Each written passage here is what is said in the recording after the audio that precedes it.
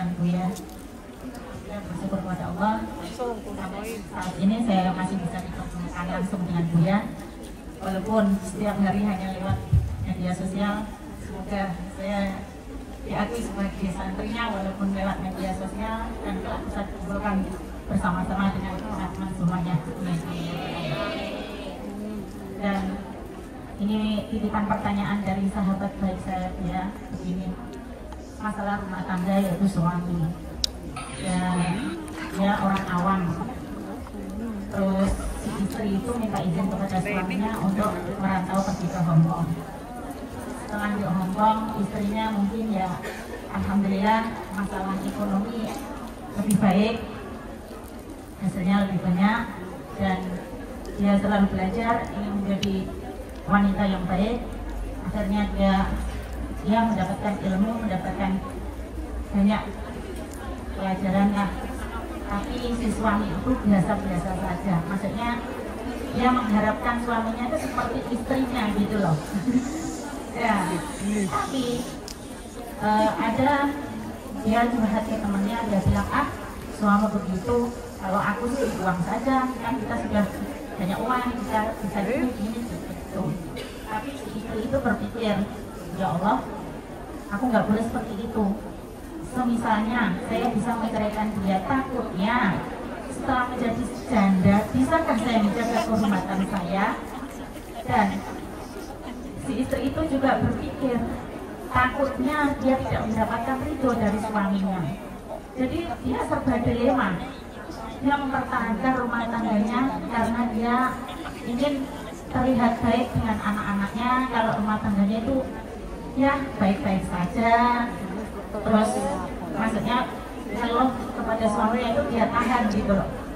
Nah itu termasuk pertanyaan ya, pertanyaannya itu termasuk suami yang maksudnya yang menyerah mata ini atau bagaimana gitu loh. Dan bagaimana sikap istri.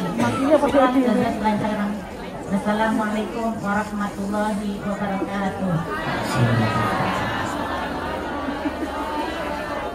Seorang perempuan bekerja mencari nafkah, apakah istilahnya menjadi duta karir itu diperkenankan? Tentunya dengan beberapa catatan. Sebab pada dasarnya yang mencukupi adalah suami, dan cukup itu adalah cara hidup, bukan banyaknya duit. Orang penghasilannya banyak, cara hidupnya salah juga kurang terus. Kita menemukan di pondok ini ada orang punya anak 3 di pondok.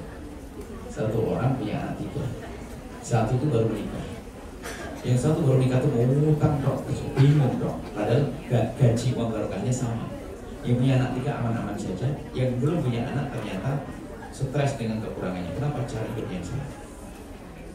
Jadi sebenarnya jadikan kalian kaya itu bukan penghasilan yang banyak, tapi cara hidupnya yang benar.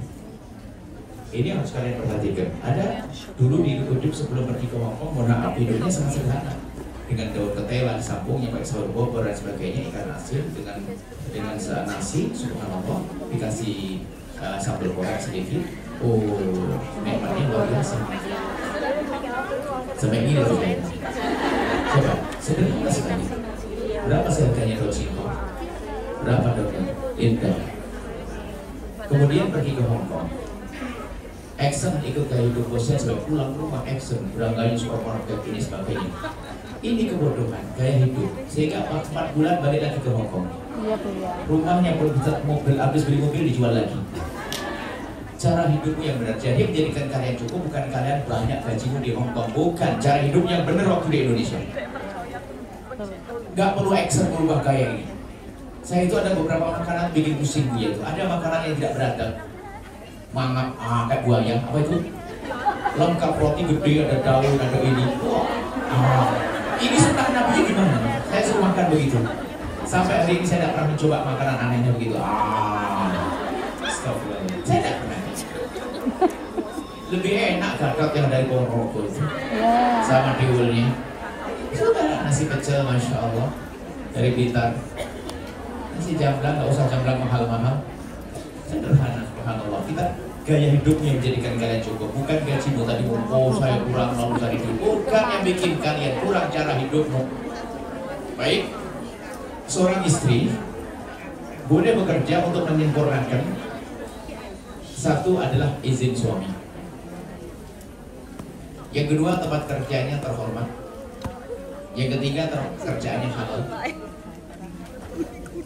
Yang keempat, tidak meninggalkan tugas yang lebih besar. Keempat, nanti yang kelima. Buya bahas dulu yang pertama. Harus izin dari suami, itu paling penting. Izin dari suami, tapi izin yang benar. Misalnya, mohon maaf, mungkin rumah tangga nggak cukup dan sebagainya, ngomong abang, mohon maaf abang, saya itu sebenarnya bisa dekat sama abang, cuman ya mungkinlah untuk bukan kami tidak syukur dengan abang, tapi karena anak kan mau sekolah dan sebagainya, abang kalau sudah kira untuk abang, ya anak sudah sekolah dengan sekolah gratis juga ada abang, untuk abang kira-kira kalau saya kerja boleh nggak abang?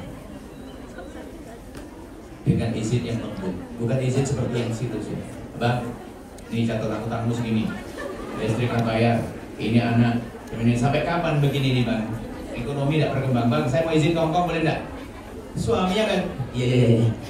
Cara izinnya serem begitu ngancam. Kalau izinmu dengan cara kasar, kalian suul adab sama suami. Izinmu yang lembut, yang bagus kepada suami. Bukan izinnya menakutkan. Jangan motor ini kurang pada cukup terus sampai kapan begini? Ternyata anak gede masuk SMP, saya mana boleh enggak saya ngomong? Iya. Izin suami. Tempat kerjaannya halal, terhormat, tidak meninggalkan tugas yang lebih besar, kalian tafsir sendiri. Yang kelima adalah ditanya itu, tidak menjadikan kalian sombong. Banyak orang perempuan di saat punya rezeki itu punya masalah sedikit langsung cerai saja selesai. Itu kalau udah berat kan. Dalam konsultasi ya, banyak permasalahan janda itu ada saat dia mulai kaya, banyak menjanda kaya, janda kaya. Karena kalau punya masalah dengan suami langsung mahkamah cerai. Padahal di saat dia tidak punya duit, masya Allah marah sama suaminya, katanya hanya diam sebentar, besok langsung minggu depan positif hamil baru lagi. Gak ada masalah. Kan gara-gara punya duit, wah boleh. Aku bisa kok. Ya tadi, kenapa buang saja dia? Wah ini Anda ketemu setan berarti nasihat dia kamu. Bukan harus buang, selesaikan bersama. Ya tentu kamu yang minta maaf banyak, kenapa? Suaminya jauh gimana nasihati? Ngajak sholat duha bersama, tahajud bersama. Kita tidak pernah kumpul dengan dia. Tidak, bukan dibuang, tidak. Hati-hati yang sudah dapat rezeki banyak. Awas, jangan menjadi sebab kalian sombong pada suami. Jangan ingin menjadikan kalian paham tentang watak wanita itu. Kenapa wanita lembut? Lembut itu kayak bayi. Mohon maaf kalau orang keker seperti satu orang beli ini, ngangkat 10 kilo, aman ya. Tapi seseorang yang lembut kecil, bayi 5 tahun ngangkat 10 kilo berat kan? Wanita itu lembut, sehingga di saat mereka beban di ekonomi dan sebagainya terasa berat, sehingga nah inilah kalau di saat mulai bisa itu mudah dia itu mungkin abang marah. Makanya syarat yang kelima untuk menjadi wanita karir yang bekerja adalah pastikan dirimu tidak jadi sombong. Bahkan kalau minta maaf dari suami, abang mohon maaf yang nampaknya saya dulu ya bang ya, ini terjadi. Wah, suaminya ya tahu diri dong, jangan suaminya ngomong ya alhamdulillah. Sebenarnya suami bodoh, suami nggak cari nafkah, gila dia. Suami yang nggak cari nafkah karena udur dia sakit dan sebagainya, pengangguran dia. Kadang alasannya pengajian lagi, pengajian alasannya pengajian nggak cari nafkah. Ada kejadian kan di rumah, suatu seorang perempuan, Buya, ngadep Buya, suami saya soleh banget kan senang.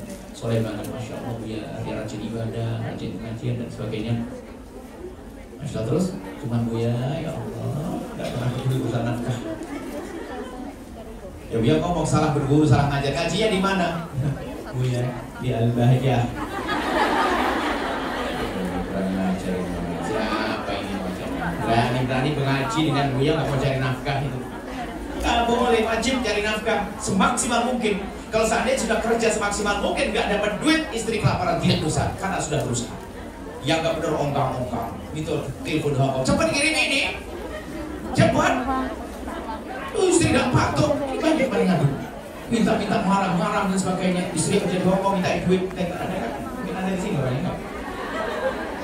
Insya Allah ada yang telepon yang gitu, tak tolong suami saya gini, minta. Makanya jelas, jangan menjadi semakin sombong, akan tapi semakin tawadhu. Dengan ketawadhuan pulang atas satu hatinya, pulang dan dididik. Jangan main cerai. Kemudian seandainya harus cerai karena mungkin suaminya nggak benar dan sebagainya, pastikan di saat engkau berpisah tidak terjerumus dalam kehinaan. Punya suami menempeleng setiap hari jauh lebih bagus daripada menjaga suami lalu berzina. Hina zina. Zina adalah kotor, zina adalah hina.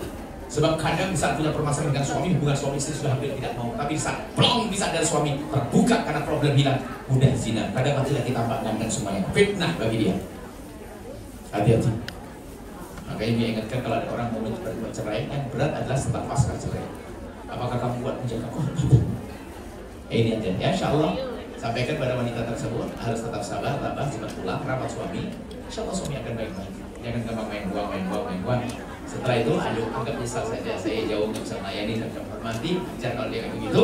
Tapi nanti setelah aku pulang, insya Allah akan aku muliakan, aku sanjung, indah sekali. Anaknya kelas. Baik, alhamdulillah, terima kasih.